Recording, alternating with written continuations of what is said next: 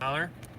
Usually, when I go out in public, it's at nighttime, where the crowds are fewer, the people are fewer, the cars are fewer. All of it's just settled out. I'm like not the biggest fan of crowds, so I just don't like people because they're rude. Like hey, it's Mace. Hey, Foibles, what's up, my dog? What is up, dude? Happy New Year. I need mailing information for you. I should have just hit you up on Discord or something, but my brain, you know. Which way do I want to? I don't want to take the freeway. I'll just go this janky other side. I'll just go on the side street. Dude, everyone's back up in this bitch, dude. And I'm back. Oh shit, yeah, dude. All right, well, sweet. Congratulations, it's about time, dude. It's been like what, a year and a half? Because I know you had some crazy here and there. Dude, I've missed you, man. I've missed talking with you. I've always had a blast with you, bud. You and Photo, man. You guys are both like the tits, man. You guys are like the bee's knees, you know? Why is the sky blue? Why is the ocean blue? It just is. It just is.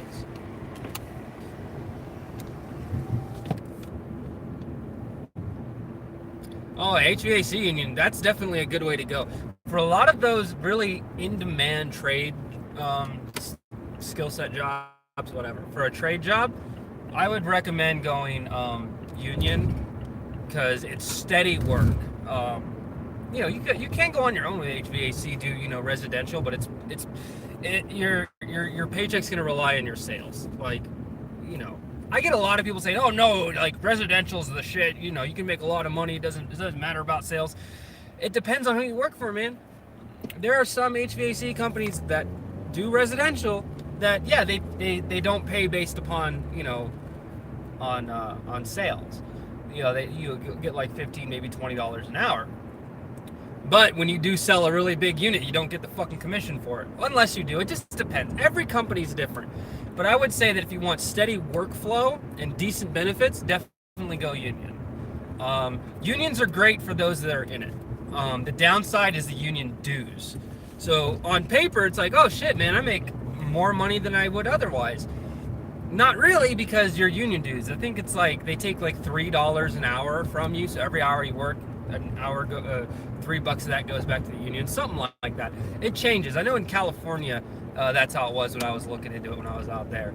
But it's a process. You can't just, like I had my universal EPA and stuff, but you got to kind of, get in line with it and everything. So it's a process. But if it's something that you're interested in, definitely go do it, man. Unions, especially out in Vegas, are really good for a lot of the commercial applications. Unions are great for commercial applications. For residential, probably the best thing out in Vegas, I mean, as far as work is concerned and money, is new construction.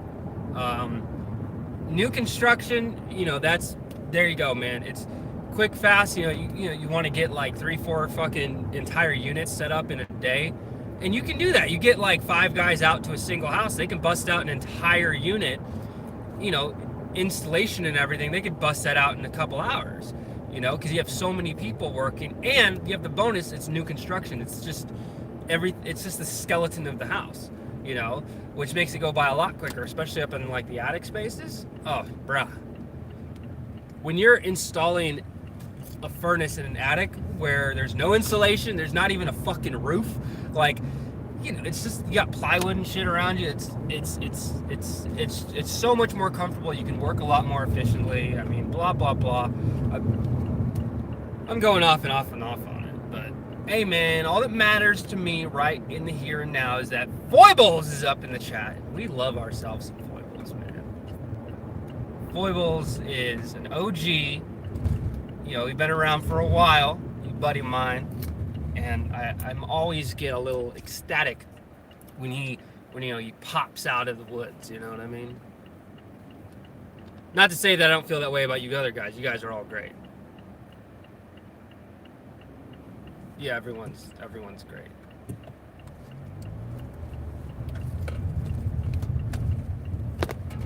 All right.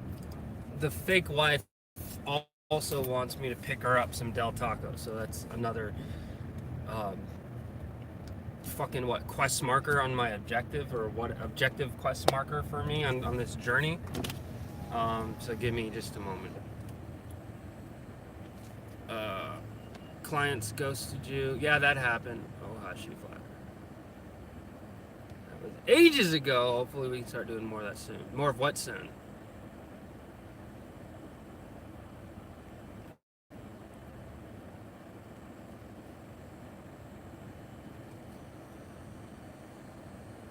Damn, dude, really? Well, I'm in Las Vegas, so...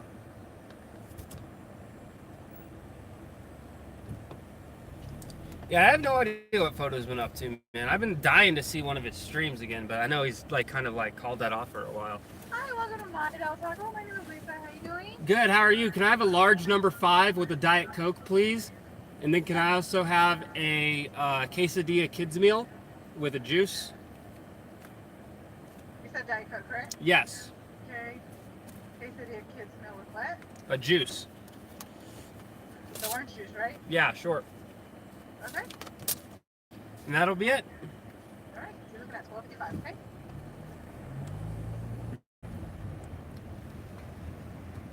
I was thinking the other day it would be really cool to do IRL speed runs. Like, how quickly can I get a loaf of bread in Walmart? $12.55, please. Any ketchup on sauce today? A little bit of everything. So basically in my head I was thinking oh, I could definitely film this, have my camera and start a timer. So basically the timer starts the moment I get in the store. I'd stand out in front of the door and all right, go. And then I go in, I get the loaf of bread, I go to checkout and get it done, right?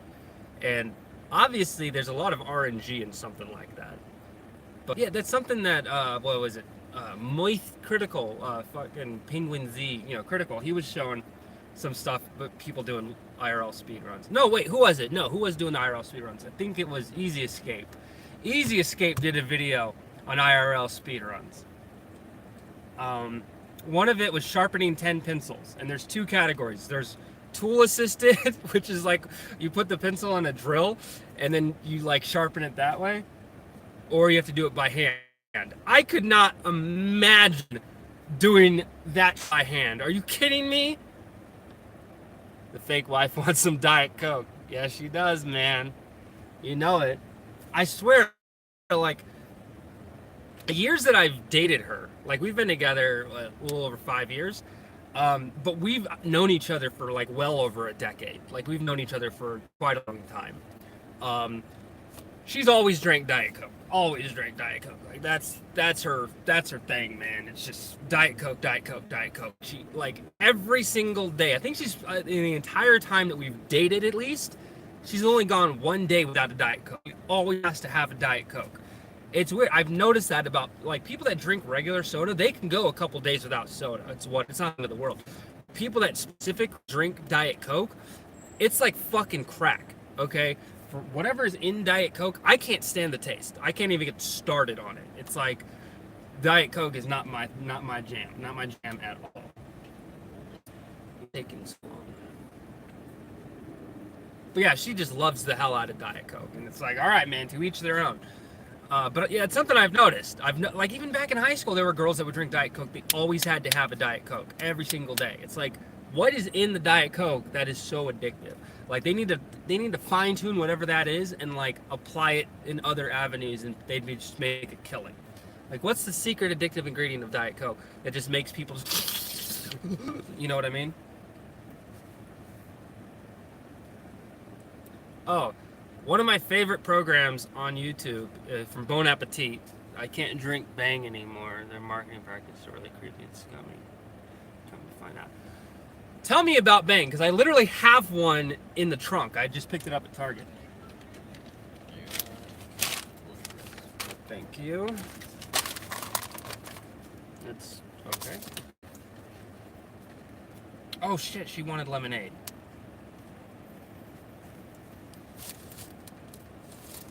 Dude, I know, it's so weird, isn't it? High school was a big one. All like, oh man. Well, like it's hard to say that now, but I remember in high school all the girls with their yoga pants and their sweatshirts and their UGG boots, they always have their Diet Coke. And then in college, it was Starbucks that they would always have. Still drink the Diet Coke, but it was the Starbucks that was always on their side. I could shit on Starbucks for a lot of reasons. They do make a decent cup of Joe. I do think it's overpriced,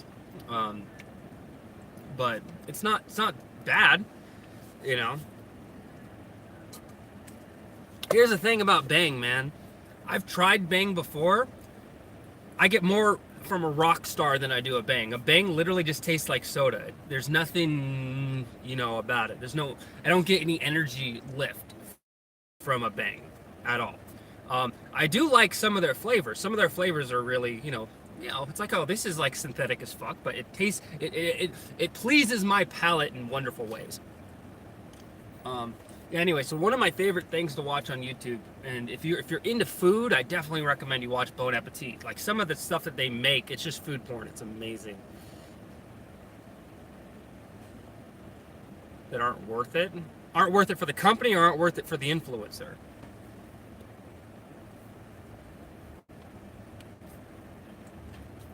We're almost done. And then it was a diagonal, right? Yep. Almost there. There are so many napkins in that bag.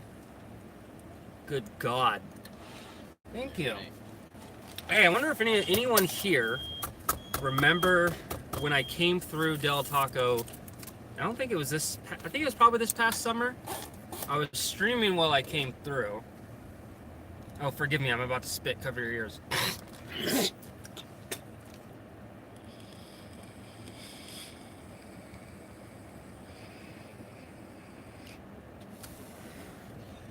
Okay.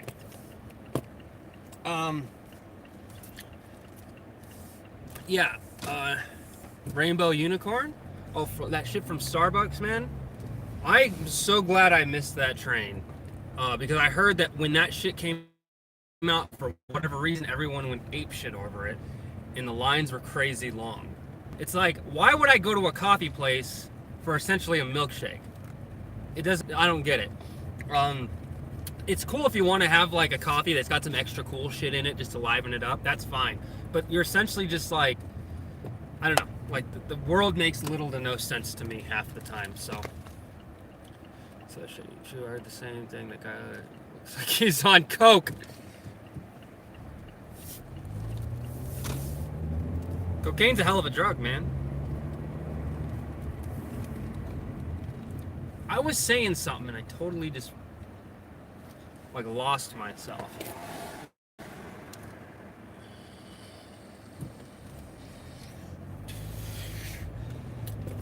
This is what I like, man. I like streaming like this, man. Having people talk, having a dialogue. I'm just rambling. Y'all are just having fun. I like this.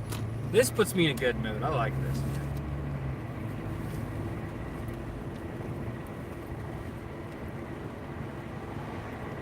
Drugs bad. You shouldn't do drugs. All right, you don't do a lot of coke. Okay, you're gonna get yourself you're not gonna have a good time. You're gonna get bad grades. Okay, you do a lot of coke. God damn it, Cartman! What the fuck? Mr. Mackey, we all love Mr. Mackey.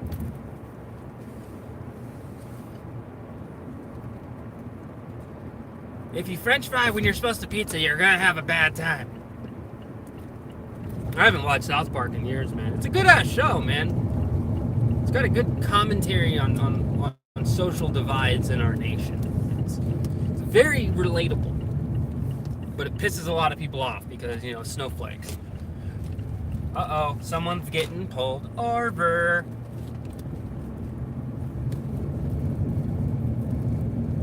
Damn, dude, that sucks.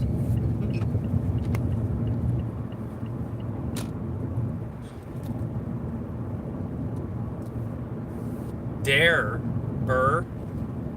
help me through middle school. Dare. What is that? Dare. Drug abuse really efficiently. Drug abusing really efficiently. Is that it? What is DARE? I've heard of DARE. Drugs are really icky. No, wait. Icky's with a Y. Drugs are really edible. I don't know, man. What did DARE stand for? I remember Matt. Oh, one of the things that fucking pissed me off is anti-drinking, anti-drug propaganda. And I say propaganda very specifically because of just how in poor taste this was. Because this was showcased when I was in middle school and in high school. And they took this girl, it was this girl, they showed this really hot, beautiful woman, this girl, and I guess she, got hit by a drunk driver and the car burst into flames and she was stuck in the car and then her whole body burned and then they showed you the aftermath pictures and it was like, good God, what the fuck happened to this bitch? Just tragic, right? And I've seen this story so many times and it's like, the reason why I call it propaganda, it's a real thing that fucking happened, but the story, the narrative that they weave around it to pull at our heartstrings is so fucking sickening because every time that they would do this presentation, it was a different story. The girl had a different backstory. The reason was like the event was always the same and the outcome and yada yada yada, but it was like at one time she was a Harvard she was on a Harvard scholarship and she was approved to go to Harvard and all this wonderful shit. And then another time she didn't even speak English. This girl, this white fucking Nordic looking woman is apparently actually from fucking Mexico in this one narrative. And she came to America because she wanted to be an American and speak English and everything. And she tried so hard to learn English. And then they put her, then she got in the fire. And then as the firefighters put the car out and they came over to the window to help her get out of the car and put her in an ambulance and stuff, the last words that she said in that moment were, "I will learn English." And I'm like, I've heard this story before and you guys are fucking it up. Like, oh my God. just sickening how they fucking take a tragedy and they fucking craft entire narratives around it. It's such bullshit, dude. It's so my fucking God, man. You have got it. How low can you fucking get? Let alone this bitch just fucking, her life is changed entirely. And then here you guys go and want to, utilize this tragedy to fucking push your, don't do drugs narrative. It's I get it. Don't do fucking drugs. All right, so check this out. I'm having fun with this, but I do need to get the stuff upstairs, and I'm going to transition from here to the iPad, so it's a little bit easier overall. Better audio quality, too. So I'm going to get going. Give me 10 minutes. I'll be back on, and we'll shoot some shit. As always, Joseph Mace Valor, signing off.